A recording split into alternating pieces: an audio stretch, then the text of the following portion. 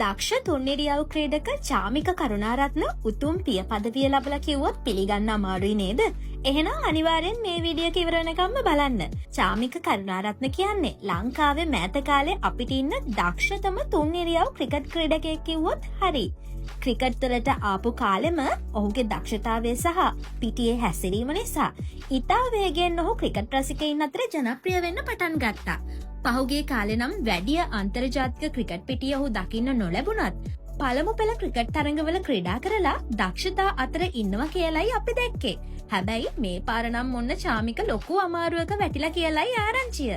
ලංකාවේ රූමත් ගුවන් සේවිකාවක් චාමික කරුණාරත්නට එරෙහිව අධිකරණයට ගිහිල්ලා නඩුවක් පවරලා. ඒ මොකද කියලා දන්නවද? ඒ ඇගේ දරුවා චාමික කරුණාරත්නගේ දරුවෙක් කියලා.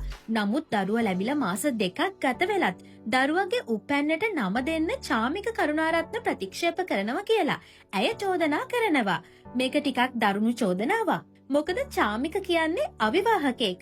ඒ වගේම අනෙක් අතට ඔහුට මේ චෝදනාව කරන්නේ ලෝකයා දන්න හඳුනන ඇගේ පෙම්වතියක් නෙමෙයි. වෙන කාන්තාවක්. ඉතින් මේ වගේ ප්‍රසිද්ධියේ උසාවියට ගිහින් නඩුවකුත් දාලා මාධ්‍යයට මේ වගේ කරුණු කියන එක ටිකක් ආందోලනාත්මක තත්ත්වයක් ඇති කරලා. මේ සිදුවීමත් එක්ක ක්‍රිකට් ලෝකෙ දෙදරලා ගිහිල්ලා කියලයි පේන්නේ. ඒ වගේම රසිකයිනුත් මේ පිළිබඳ විවිධ අදහස් කියන්න අරගෙන. පහුගිය කාලේ වෛරල් වුණ කලත් මගේ පෝස්ට් එකකත් මේ ගැන සඳහනක් තිබුණා කියලයි ආරංචි. ඒ කියන්නේ මේ චෝදනාව ඇත්ත වෙන්නත් ඉඩ තියෙනවා.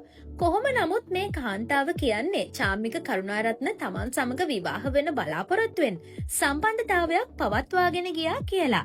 ඒ වගේම ඒ හේතුවෙන් දරුවෙකු පිළිසිඳගත් බවත් ඇය කියනවා. නමුත් පසුව චාමික තමන්ව අත්හැරි බවට ඇය චෝදනා කරනවා. ඒ වගේම දරුවට නමදීම ඔහු ප්‍රතික්ෂේප කරනවා කියලා කියනවා. වැඩිදුරටත් අදහස් දක්වමින් ඇය කියන්නේ DNA පරීක්ෂණයක් කරලා මේ තහවුරු කරන්න පුළුවන් කියලා.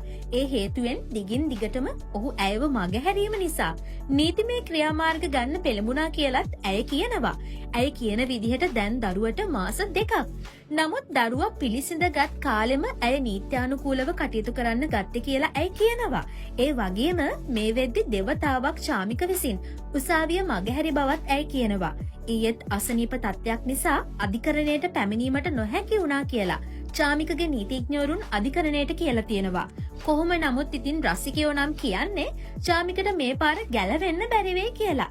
ඒ තරම් දරුණු චෝදනාවක් එල්ල වුණාම ක්‍රිකට් ජීවිතයේ කෙසේ වෙතත් පෞද්ගලික ජීවිතයටත් දැඩි බලපෑම් වෙනවා කියලා හැමෝම දන්නවා. අනෙක් අතට මේවා තාම චෝදනා පමණයිනේ. ඇත්ත නැත්නම් අපි දන්නේ නැහැ. සමහර විට ඒ කාන්තාව බොරු චෝදනා කරනවද දන්නේත් නැහැ. හැබැයි ඉතින් ඒවට උත්තර දෙන්න වෙන්නේ චාමිකටම තමයි. නඩුව දෙසැම්බර් 8 වෙනිදා නැවත කැඳවන්න අධිකරණය නියෝග කරලා තියෙනවා. අපි බලන්නෙමු මොකද වෙන්නේ කියලා. ඒ ගැන තොරතුරක් ලැබුණොත් අපි ඔයාලට කියන්න. එතකන් අපේ channel එක subscribe කරලා bell icon එක click කරලා තියාගන්න කියලා ආරාධනා කරනවා.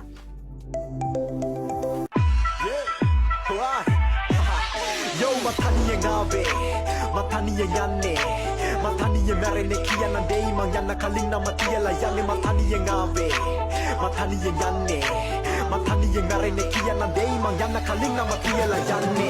Katawa iwarai, kiwata tama patangata vitarai, kabaleng yatine lipata anunta karana giyama vitarai.